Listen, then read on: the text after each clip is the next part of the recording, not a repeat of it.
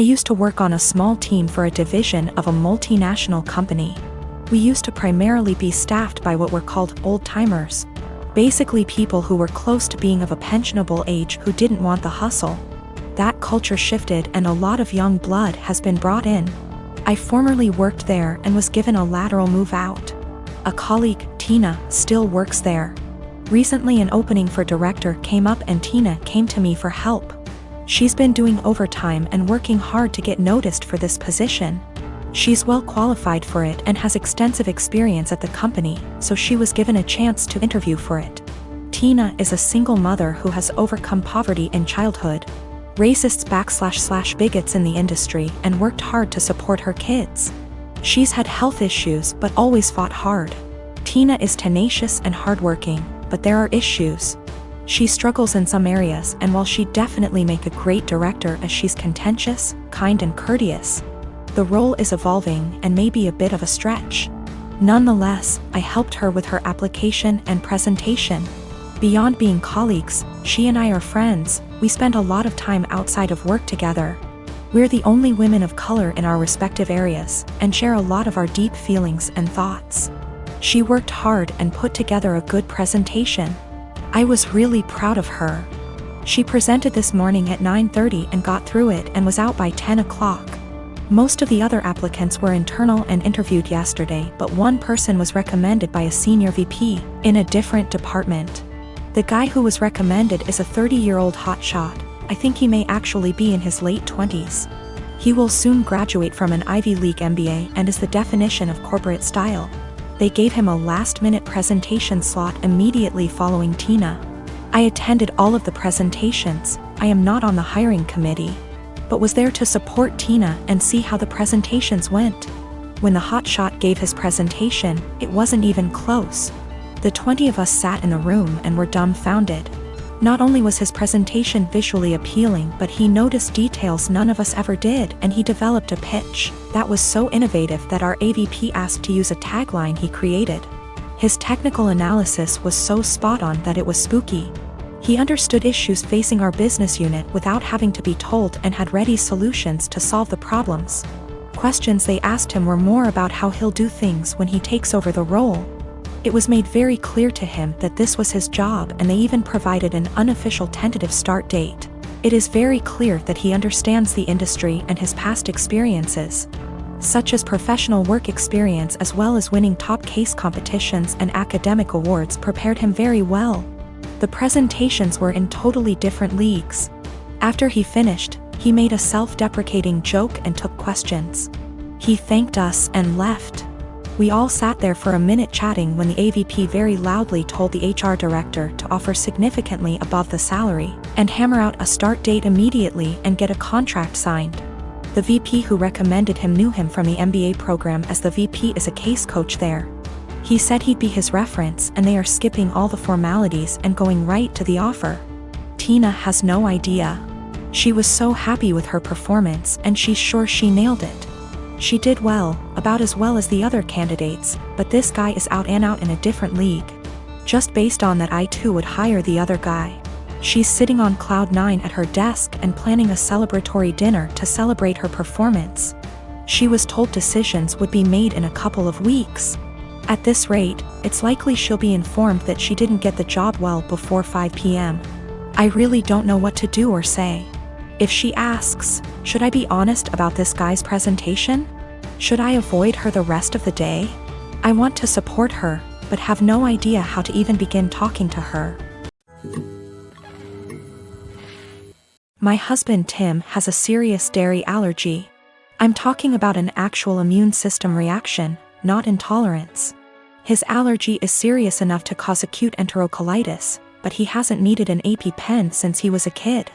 I work full-time and also have some seasonal work this holiday season because Tim has been without work, and money has been very tight.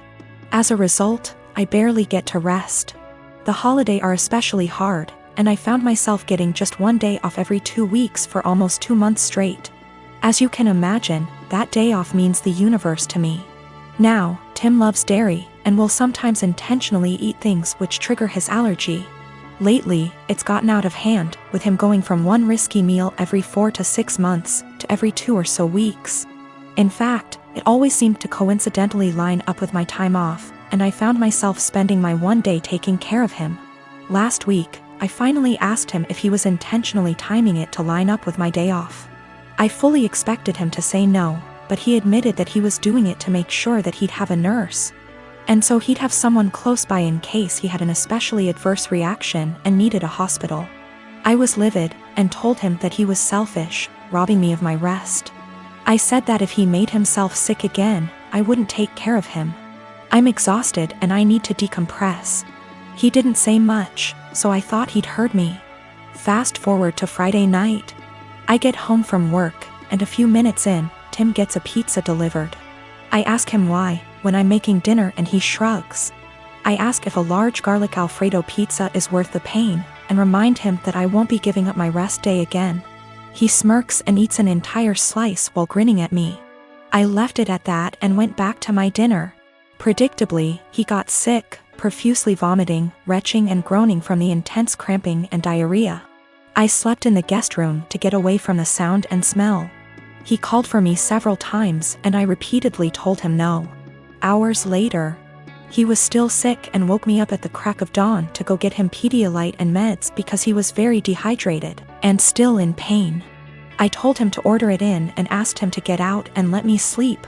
He was still whimpering when I eventually got up to shower and eat. Again, I did nothing to help or comfort him.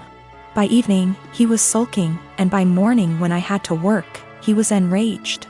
He yelled, and by the end of the day he told our friends and family that he nearly died and I neglected him. His family accused me of passively trying to kill him. His mom called, shouting that he could have had a life-threatening reaction due to my petty actions, and that I'm a shit wife for not minding his health. I'm starting to feel guilty because she's right and he could have been seriously hurt. So me and my girlfriend have been together for about a year now. It's been a big adjustment, but I think we've done well so far. I had 2 kids before her and she isn't used to kids, but I think she's doing well and I think my kids really like her. I'm a widower. My wife passed away a few years ago from cancer. It definitely hit me like a truck and took me a while to recover from. It took me a really long while to get back out there, but I eventually did a few years ago. My daughter is 13. She is in middle school now and is obviously growing. So usually on Thursdays after I drop off my kid and I do some chores, me and my girlfriend usually have a lunch date. Just so you know, this is not at all something that happens all the time. I try my best to be both mom and dad, but I'm still figuring it out. Lately my daughter been moody and very emotional. I had a thought that it could be her period because she's getting to that age on Thursday. A few hours after I dropped her off I got a call from my daughter, and soon after the school, because she had ended up getting her period in school. She was really upset and crying, and she said that she was really embarrassed. I quickly went to go pick her up and shot my girlfriend a text that I couldn't make it and had to go pick up my daughter. I was low-key freaking out, and that's why I was pretty brief, so I rushed over there really quickly to go pick her up. She was in tears. I brought her home. She got cleaned up. My girlfriend came home while she was in the shower and I explained the situation, but she was still mad. I really wasn't expecting her to be mad. I don't really feel that I stood her up. I still sent her a text. It was really just under heat of the moment and I was really focused on one thing, and it was an honest mistake. She lost it on me, saying that it was a move to leave her hanging like that and not even answer the phone when she was calling her to see why I set her up. I never received a call from her. If she did, I triple-checked. I said I apologize for that, but I was in a rush to go to the store before I went to go pick up my daughter and I was just focused on one thing. She said that it wasn't an excuse to stand her up. She said that it was just a period. The school gets her a change of clothes and a pad, they have it there, and it wasn't an excuse to be so disrespectful because she was taken care of. I tried saying that she probably just wanted to be in the comfort of her own home and she was really embarrassed, so I should go pick her up. She's still really upset at me, but I really don't get why, given the circumstances. I feel like this was justified. Then I stopped arguing with her to go check on my daughter because she was out of the shower. Me and her talked and everything, and now she's okay. I gave birth to my daughter weeks ago. My experience was pretty traumatic, and since it was my first, I had no clue what to expect. When I went into labor, I had the most difficult time of my life. I was in pain for hours. My mom was with me, but she had to go, and my husband was with me the entire time. I did something so embarrassing in the delivery room. I pooped myself, which was unexpected and I don't know, but it was embarrassing, and although my medical team were very professional about it, my husband couldn't help himself and started laughing about it later and even telling my family about it, but they didn't react. Just didn't find it funny, and neither did I. In fact, I found it embarrassing, and I already told him to stop bringing it up, especially when he started joking about getting me diapers for my opsies. It got really tiring and chipped away from my self-esteem and confidence. We were with his parents celebrating New Year's Eve together when I excused myself to the bathroom.